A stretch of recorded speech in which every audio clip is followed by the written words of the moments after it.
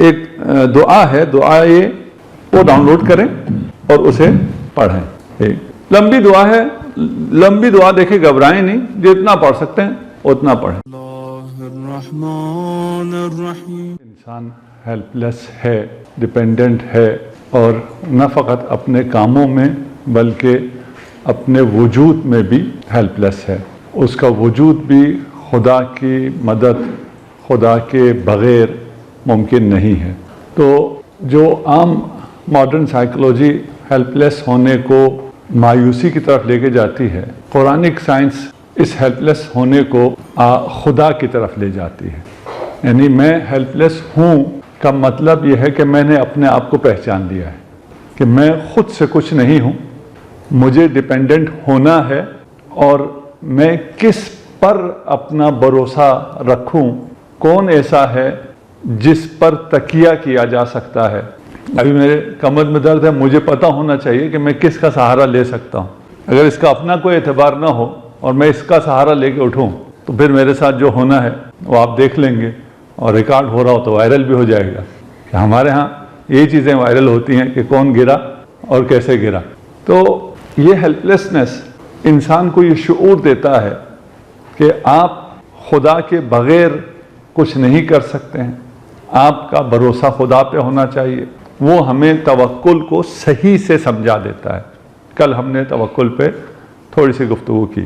اگر توکل کو ہم کل سمجھ پائے ہوں, ویسے تو میں بھی صحیح سے نہیں سمجھاؤں, میں آپ کو کیا سمجھاؤں گا, تو ہماری زندگی میں کوئی مشکل باقی رہتی ہی نہیں ہے. ختم, سب مشکلات ختم ہو جاتی ہیں. یعنی آپ نے جو کچھ کرنا ہے اس میں آپ کا اعتماد ہو گیا اللہ. توکل کا ہی مطلب ہوا نا, یعنی پوری زندگی میں, کسی خاص کام میں نہیں. اگر کسی کام میں آپ توکل کرتے ہیں تو پھر آپ میں توکل نہیں ہے. آپ کی زندگی توکل سے عبارت ہونی چاہیے. توکل ایک عقیدہ ہے, توکل ایکشن نہیں ہے. اس عقیدے کے مطابق جو ایکشن ہوتے ہیں اسے ہم توکل کہتے ہیں. اچھا, آپ کتنے آسانی میں آ جاتے ہیں. ایک کام ہے آپ کرنا چاہ رہے ہیں, وہ اگر ہو گیا الحمدللہ, اگر نہ ہوا الحمدللہ. مثلا مجھے ابھی یہ سچویشن ابھی بھی میرے سامنے ہے, اس سے پہلے بھی تھی. مجھے یورپ سے دعوت تھی, انہوں نے کہا جی آپ کا ویزا نہیں ہو رہا اور نہیں ہوا, اب آپ کیا کریں گے؟ میں کیا کروں گا, مجھے کیا مسئلہ ہے جو آپ مجھ سے پوچھیں, میں کیا کروں گا؟ مجھے تو کوئی پریشانی نہیں ہے کہ میں کیا کروں گا. یورپ نہیں ہوا, مجھے کربلا سے بلاوا آ گیا, میرے لیے کوئی پریشانی ہے. ابھی آسٹریلیا کا ویزا نہیں ہو رہا, مجھے نجف سے بلاوا آ گیا.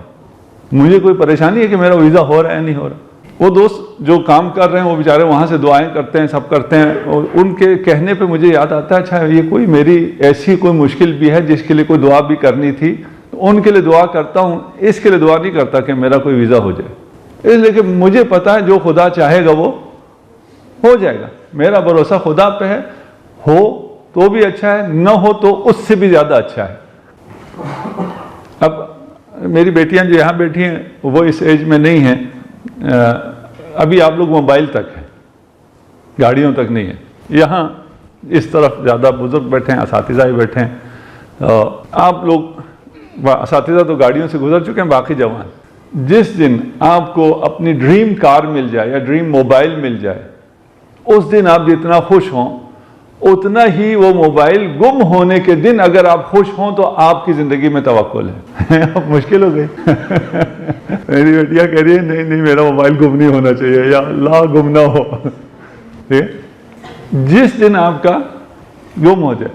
ہم بچے تھے, اسکول جاتے تھے, ہم نے اپنی کمائی سے سائیکل لے لی. اپنی کمائی سے مراد ہمیں کچھ نہ کچھ ملا کرتا تھا, ہم منقبت اور یہ چیزیں پڑھتے تھے.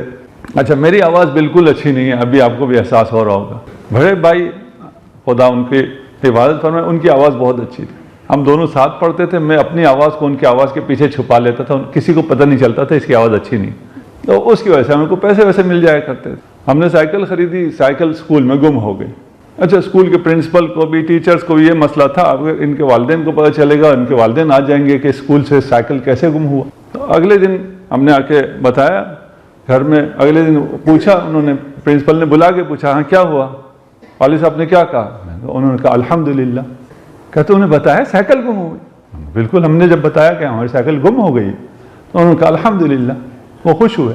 اچھا اس وقت تو ہمیں بھی سمجھ میں نہیں آیا تھا یہ خوش ہونے کا کون سا مقام ہے، ہمیں ان کے خوش ہونے پہ شاید غصہ بھی آیا تھا، اس میں تو افسوس ہونا چاہیے اور بابا کو یہ کہنا چاہیے کہ چلو میں تمہیں دوسری سائیکل لے دیتا ہوں۔ تھوڑی سی کیس سٹڈی اس توکل کی۔ کشتی کس نے بنائی تھی؟ حضرت نوح علیہ السلام۔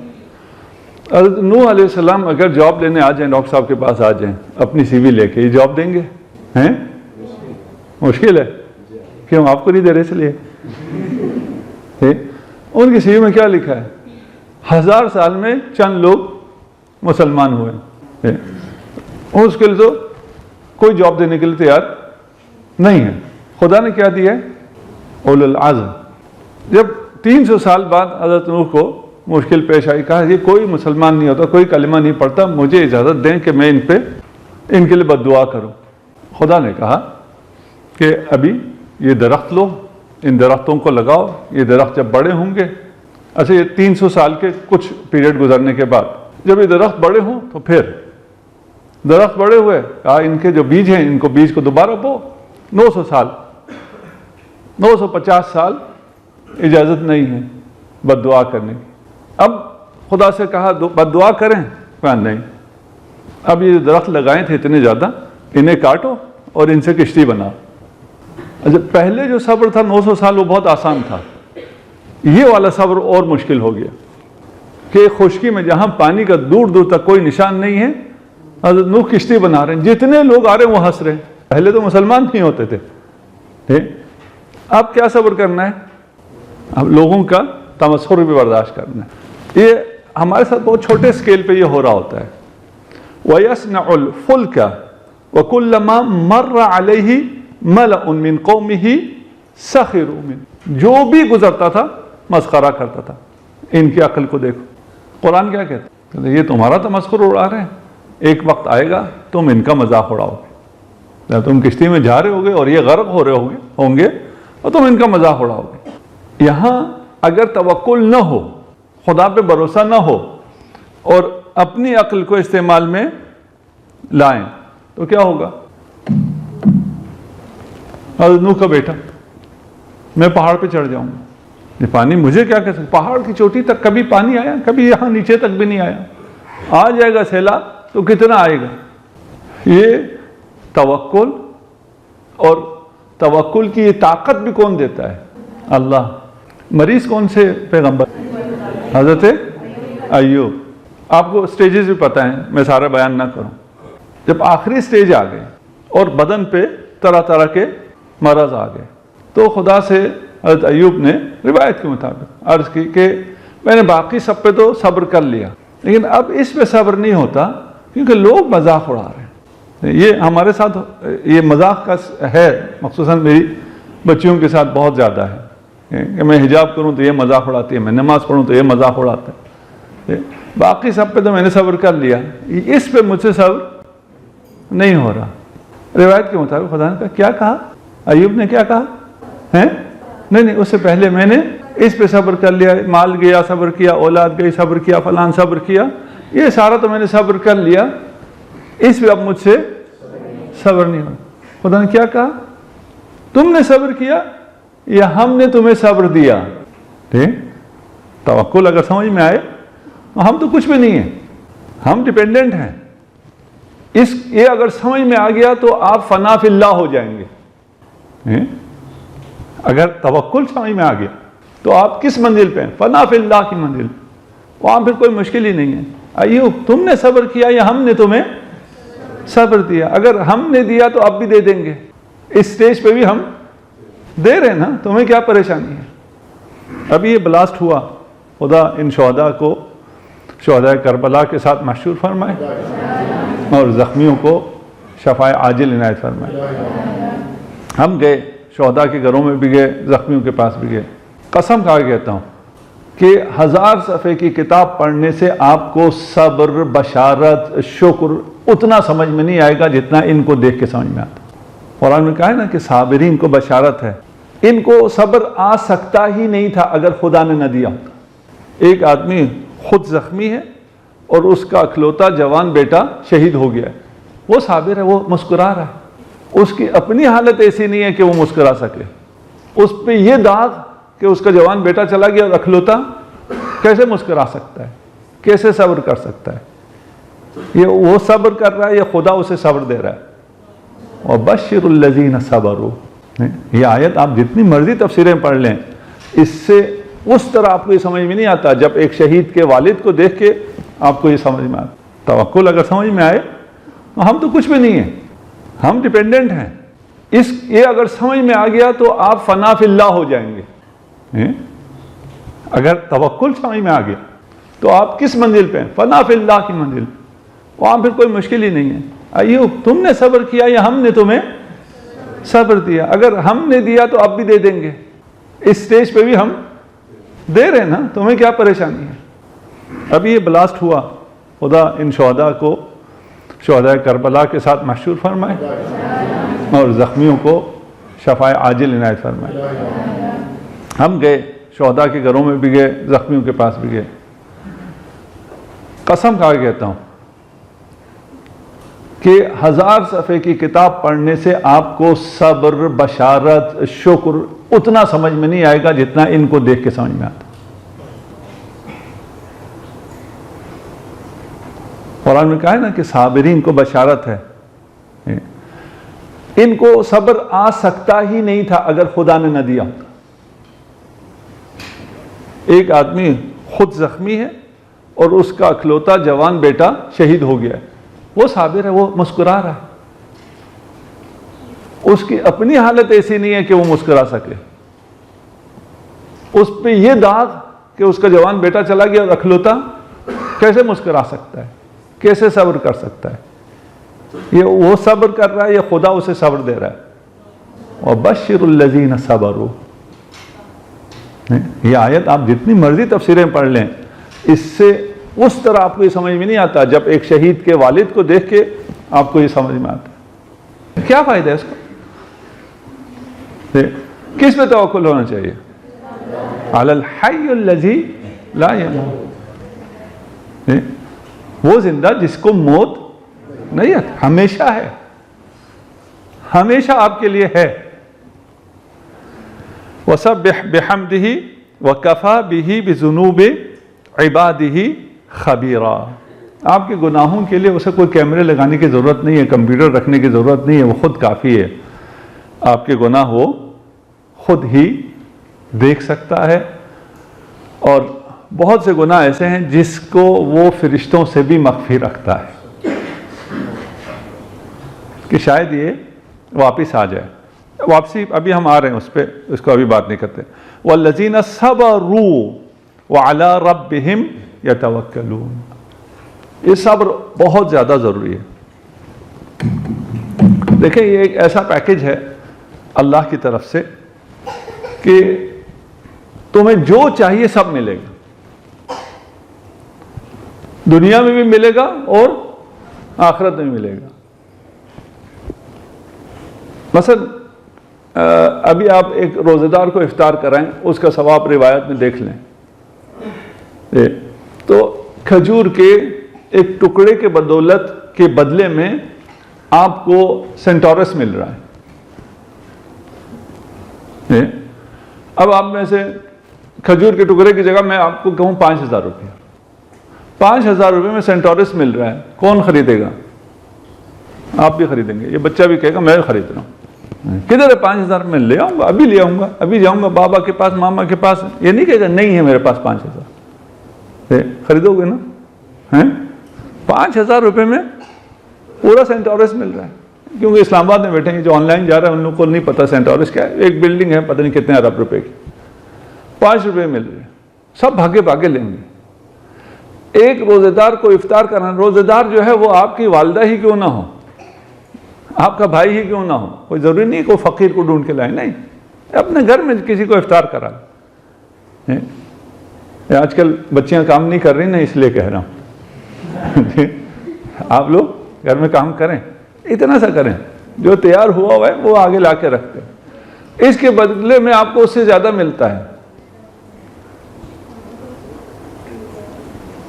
اچھا ایک شخص ہے، اس نے ان چیزوں پہ یقین کر لیا کہ آپ اگر دیں تو 1400 برابر آپ کو ملتا ہے. اس نے جا کے جو جمع پوجی تھی وہ مسجد میں دے دی. یہ جب 1400 برابر ہوگا تو میں بزنس کروں گا, اس کو میں ملٹیپل کر لوں نا دنیا میں, پھر میں اس کو انویسٹ کروں گا. وہ یہ آزمانے کے لیے مسجد میں دے کے آ جاتا ہے, اس کا ملٹیپل ہو جائے گا. کتنے کنجوس ہیں. کیوں نہیں ہوگا؟ کیوں ہوگا, کیوں نہیں ہوگا؟ ہو جائے گا. تجربہ ہے آپ کو؟ ہو جائے گا. ٹھیک ہے, تجربہ ہو جائے گا. وہ ایسا بھی نہیں ہے خدا کی راہ میں نہ دو نا, ایسا نہیں ہے کہ خدا کی راہ میں دینے پہ آپ آیتیں سنانا شروع کر دیں. وہ اپنے دوستوں یاروں کو دینے کے لیے ہے.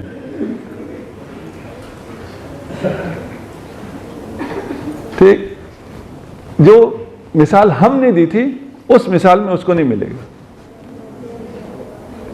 ٹھیک ہے نا. اور جو میری بیٹیاں کہہ رہی تھی یہ بھی صحیح کہہ رہی تھی.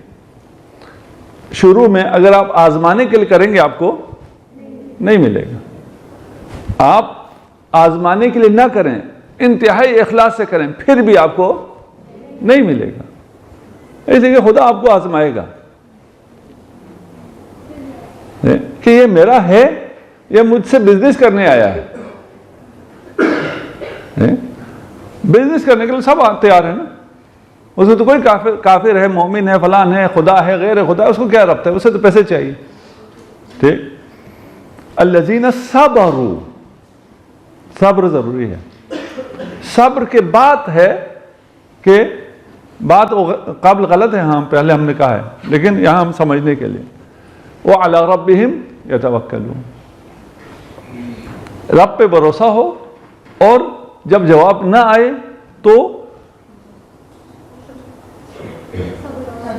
صبر بھی کریں اور توکل بھی کریں اور شکر بھی کریں.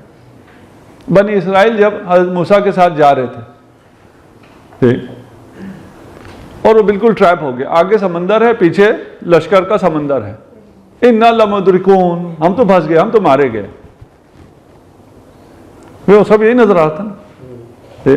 اس سے پہلے جب تک بھاگ رہے تھے خدا پہ بھروسہ تھا, اور خدا کے بھروسے پر اور حضرت موسیٰ پر ایمان کے نتیجے میں ہی بھاگے تھے.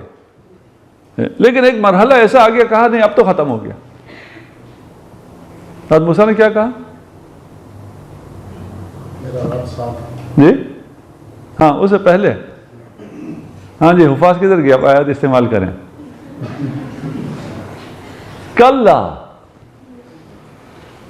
جب لوگوں نے کہا ہم پھنس گئے تو حضرت موسیٰ نے کہا ہرگز نہیں. ٹھیک ہے نا, ہرگز نہیں. کہاں جائیں گے, راستہ کہاں ہے؟ نہ پیچھے جا سکتے ہیں نہ آگے جا سکتے ہیں. کیا جواب دیا؟ میں دریا شق کروں گا.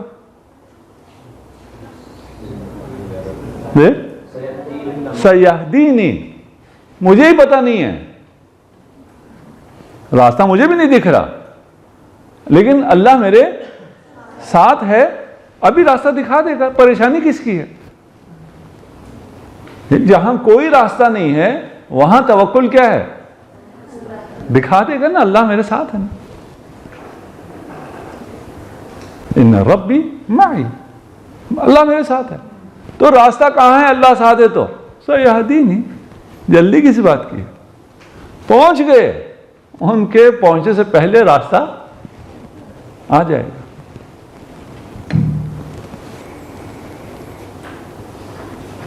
وَتَوَكُّلْ عَلَى اللَّهِ وَكَفَى بِاللَّهِ وَكِيلًا, اللہ کی ضمانت ہے اور ہمیں اللہ کی ضمانت پہ بھروسہ نہیں ہے. الہی کفا بی عزن ان اکون لکا عبدا, یہ آپ کو سب آتی ہے. اچھا ایک کام کریں, ایک دعا ہے, دعا یہ وہ ڈاؤن لوڈ کریں اور اسے پڑھیں. لمبی دعا ہے, لمبی دعا دیکھیں گھبرائیں نہیں, جتنا پڑھ سکتے ہیں اتنا پڑھیں. اچھا ہم ابھی جہاں ہیں، میں اپنی بات کروں، یہاں سے ہم کیا کریں؟ خدا پہ توکل کرنا ہے اور خدا پہ بھروسہ کریں تو فنا فی اللہ کی منزل ہے، سب کچھ ہے، یہ سب سمجھ میں تو آ گیا، سننے میں تو بہت اچھا ہے۔ میں کہاں فنا فی اللہ؟ کہاں؟ میرے یہ جو گناہ ہیں ان سب کے ساتھ میں کہاں جاؤں گا؟ میرے لیے اگلا قدم کیا ہے؟ جی کیا ہے میرے لیے اگلا قدم؟ صبر اور شکر۔ وہی میں صبر اور شکر کرنے کے لائق نہیں ہوں، آپ کے لیے تو ہے، آپ کے لیے صبر ہے، شکر ہے، آپ اس لائق ہیں، میں ابھی اس مرحلے پہ ہی نہیں ہوں، میں کہاں جاؤں؟ ٹھیک ہے نا؟ میرے لیے پہلا سٹیپ توبہ ہے۔ ٹھیک، دعا ابھی حمزہ صومالی کس نے پڑھی ہوئی ہے؟ پہلا جملہ یا پہلا لفظ کیا ہے اس کا؟ جی ہاں ٹھیک ہے نا، الہی، ہمیں صرف اتنا چاہیے تھا، اگلا چھوڑ دیں۔ پہلا لفظ کیا ہے؟ الہی، ٹھیک ہے نا؟ شروع ہو رہا ہے دعا، اور دعا کے بالکل شروع میں الہی۔ اگر بندہ اللہ سے گفتگو کر رہا ہو تو اس سے زیادہ محبت بھرا جملہ یا کلمہ نہیں ہے الہی۔ یا اللہ اور ہے، الہی اور ہے، ٹھیک ہے نا؟ دیکھیں بابا اور ہیں، میرے بابا اور ہے، ماں اور ہے، میری ماں اور ہے۔ ٹھیک، البتہ آپ کو جب غصہ آتا ہے تو آپ میری ماں کہتے ہیں، ٹھیک، اس میں پیار ہوتا ہے۔ الہی سے بڑا جملہ کوئی نہیں ہے جب آپ خدا سے خطاب کر رہے ہو، اور جب خدا آپ سے خطاب کر رہا ہو تو اس میں کون سا جملہ ہے جو سب سے زیادہ پیار جس میں ہے؟ ہاں ٹھیک ہے، عبادی، آپ سب شامل کریں نا، صرف اپنے آپ کو نہ رکھیں۔ ایک آیت ہے جس میں خدا آپ کو عبادی کہہ رہا ہے، تو یہ کون لوگ اس میں ہیں؟ دعا کرنے والے، مسلمان، پرہیزگار، عبادت گزار، مومنین، گناہگار، ہیں؟ سوال کرنے والے۔ ابھی آگے نہیں پڑھ رہے ہم صرف عبادی کہہ رہے ہیں، ٹھیک ہے نا؟ اور قرآن جب آگے پڑھیں گے تو وہ واضح ہے۔ ٹھیک، دیکھیں جب ہمیں صرف یہ ہو، عبد کون ہے؟ بندہ، میرا عبد یعنی میرا محبوب بندہ، ٹھیک ہے نا؟ میرا محبوب بندہ کون ہوگا؟ جو آپ لوگوں نے کہا بالکل وہی ہوگا، مومن ہوگا، پرہیزگار ہوگا، عبادت گزار ہوگا، خدا کو پکارنے والا ہوگا۔ لیکن یہ آیت کیا کہہ رہی ہے؟ قُلْ يَا عِبَادِيَ الَّذِينَ أَسْرَفُوا عَلَىٰ أَنفُسِهِمْ، جنہوں نے اپنے نفس کے ساتھ زیادتی کی، مشرکین جو خدا کو نہیں مانتے ان کو کہہ رہا ہے خدا۔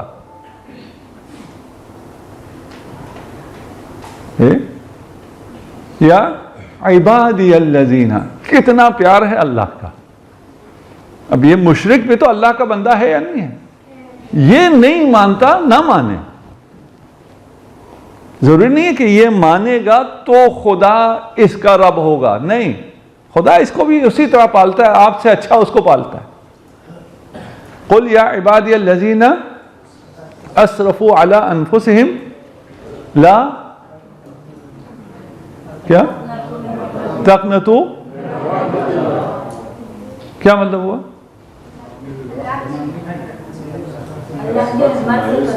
اللہ کی رحمت سے کبھی مایوس نہیں ہونا ہے۔ میرے لیے پہلا قدم توبہ تھا۔ میں کہوں میں کہاں اور رجوع اللہ کہاں، توبہ کہاں؟ میرے گناہ ایسے ہیں، میرے گناہ معاف شاید نہ ہوں، تو خدا مجھ سے ہی کہہ رہا ہے تو جو گناہگار ہے نا، تجھے ہی کہہ رہا ہوں مایوس نہ ہو۔ تو مشرک جو ہے اس مشرک سے بھی کہہ رہا ہوں مایوس نہ ہو۔ ان اللہ یغفر الذنوب جمیعا، جمیع کا کیا مطلب ہے؟ سارے گناہ، سارے گناہ میں کہہ رہا ہے مشرک سے البتہ خطاب مشرک سے ہے، ہم بھی شامل ہیں، یعنی ہم بھی مشرک ہیں نو، ٹھیک ہے نا، لیکن ہم شامل ہیں۔ وہ کیسے شامل ہیں؟ ابھی میں تفسیر الکوثر سے پڑھ رہا ہوں، آپ کو تفصیل کے لیے آپ تفسیر الکوثر پڑھ لیں، وہاں آپ کو تفصیل مل جائے گی۔ تھوڑا بہت میں اپنی طرف سے خراب بھی کر رہا ہوں، اس خرابی کو بھی خیال رکھیے گا۔ خدا کیا کہتا ہے؟ ایک اور آیت ہے جس میں کہتا ہے کہ ایک گناہ ہے جسے میں معاف نہیں کروں گا، شرک۔ یہاں کہہ رہے سارے گناہ معاف کر دوں گا، تو شرک بھی آ گیا نہیں آیا؟ جی آیا نہیں آیا؟ آیا، چلے نہیں والے کم ہو گئے، نہیں آیا۔ شرک تو معاف نہیں ہو سکتا نا، جو چیز معاف نہیں ہو سکتی وہ اس میں کیسے آ گیا؟ یہ کہا ہی مشرک سے جا رہا ہے۔ شرک کی ساری، مشرک کے سارے قسموں سے کہا جا رہا ہے کہ تم مایوس نہ ہو، تم آ جاؤ، میں تمہارے سارے گناہ معاف کر دوں گا، شرک بھی تمام اقسام کے ساتھ معاف کر دوں گا۔ آیت کیا کہہ رہی ہے؟ مشرک سے کہہ رہی ہے، مشرک اللہ کے، اے مشرک تم اللہ کی رحمت سے مایوس مت ہو۔ اے مشرک نہیں کہا نا، اے میرے بندے تم میری رحمت سے مایوس نہ ہو، میں تمہارے سارے گناہ معاف کر دوں گا۔ ان طلبہ کی باتوں میں نہ جاؤ، شرک کی اتنی اقسام میں اتنی معاف ہوتی ہیں، اتنی معاف نہیں ہوتی، چھوڑو ان لوگوں کو، آ جاؤ، یہ سب معاف ہو گیا، اس لیے کہ اللہ کی رحمت بہت وسیع۔ تو وہ کیا ہے جو شرک معاف نہیں ہوتا؟ وہ بھی تو آیت ہے نا، وہ بھی تو آیت ہے، وہ کیا ہے؟ ہاں، اس کا کیا مطلب ہے؟ ادھر تو سارے معاف ہو گئے، تو شرک بھی معاف ہو گیا، تو اس کا کیا مطلب ہے؟ یہاں رحمت واضح ہو رہی ہے، جہاں غضب واضح ہو رہی ہے وہاں پہ معاف نہیں کریں گے، جہاں رحمت ہے وہاں معاف کر دیں گے۔ یہ تو آپ کی طرح ہو گیا، آپ اچھے موڈ میں ہوں تو جو مانگے دے دیں، اچھے موڈ میں نہ ہوں۔ بات دنیا اور آخرت کی ہے۔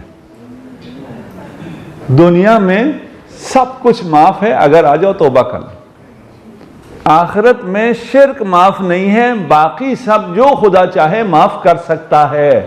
دنیا میں توبہ کرو سب معاف ہے، آخرت میں معافی کا، شرک کی معافی کا باب بند ہو گیا۔ توبہ کب تک ہے؟ روایت میں ہے نا، جب تک جان یہاں نہ پہنچ جائے تب تک توبہ ہے۔ ایسے تو فرعون نے بھی توبہ کیا تھا۔ اب روایت ہے، صحیح ہے غلط ہے مجھے نہیں پتا، روایت میں یہ ہے کہ فرعون نے توبہ کیا اور موسیٰ سے کہا کہ میں تمہارے رب کو مانتا ہوں، تو موسیٰ نے کیا کہا؟ مر جاؤ، اتنی دعائیں کی ہے تمہارے مرنے کی، اب توبہ۔ تو روایت ہے، روزے سے ہوں، صرف روایت، صحت و سقم کی بات نہیں کر رہا۔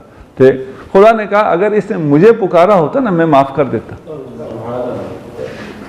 موسیٰ سے کہا نا، یا موسیٰ میں تیرے رب کو مانتا ہوں، اگر مجھے پکارا ہوتا میں معاف کر دیتا۔ موت سے پہلے توبہ ہے، اس توبہ میں موت سے پہلے کا دنیا ہو گئی نا، دنیا میں معاف ہے، سارے گناہ معاف ہے۔ آخرت میں جو چاہے خدا معاف ہے، ایک استثناء ہے، شرک معاف نہیں ہے۔ دنیا کا شرک الگ ہے جو معاف ہو جائے گا، آخرت کا شرک الگ ہے جو معاف نہیں ہوگا۔ دیکھیں شرک دنیا میں ہی ہے، آخرت میں سب موحد ہیں۔ یہ جواب تو ہو جائے، آپ بے شک مائک لے لیں۔ دنیا میں شرک ہے، آخرت میں سب مسلمان ہیں، سب موحد ہیں، سب خدا کا اقرار کریں گے، وہاں شرک کا تصور ہی نہیں۔ پھر یہ دنیا میں شرک و آخرت میں شرک کا کیا مطلب ہے؟ جو دنیا سے شرک لے کر آخرت تک چلا گیا، یعنی اس شرک پہ یہاں توبہ نہیں کی اور اسی شرک کو لے کے آخرت تک چلا گیا، اس کا یہ شرک معاف ہونے والا نہیں ہے۔ اچھا، کہہ رہے ہیں کہ جس نے انبیاء کو، ائمہ کو قتل کیا وہ قتل بھی قابل معافی ہے، یہ پوچھ رہے ہیں نا، ٹھیک ہے نا؟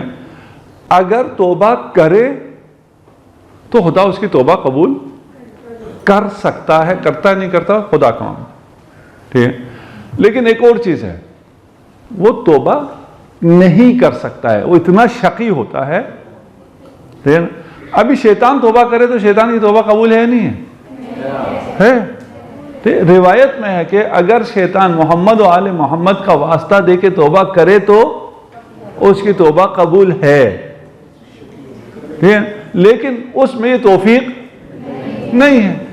اس کو پتا ہے، اس کو تو پتا تھا نا ایک سجدہ کرو اور اسی عیش میں رہو، وہی اس وقت ہی توبہ کر لیتا۔ غلطی ہو گئی مجھ سے، اس نے توبہ کی یا اس نے کہا مجھے مہلت دے دو، انہوں نے کہا مجھے مہلت دو قیامت تک کی۔ وہ مومن ہے، اسے سب چیزیں پتا ہے، اس کا ایمان ہم سے زیادہ ہے، چلے آپ سے زیادہ نہیں، مجھ سے زیادہ ہے۔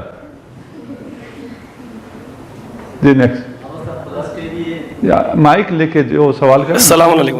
وعلیکم السلام۔ صاحب سوال یہ ہے کہ ایت اللہ تقی بہجت کی میں کورس پڑھ رہا تھا، اس کے اندر انہوں نے لکھا ہے کہ جو حق الناس والا معاملہ ہے وہ آپ کوشش کریں کہ حق الناس کے معاملے میں کمی بیشی ہو گئی ہے تو اسی دنیا میں اس مسئلے کو حل کریں، اور اگر رہ جائے تو اگلا معاملہ بہت سخت ہے۔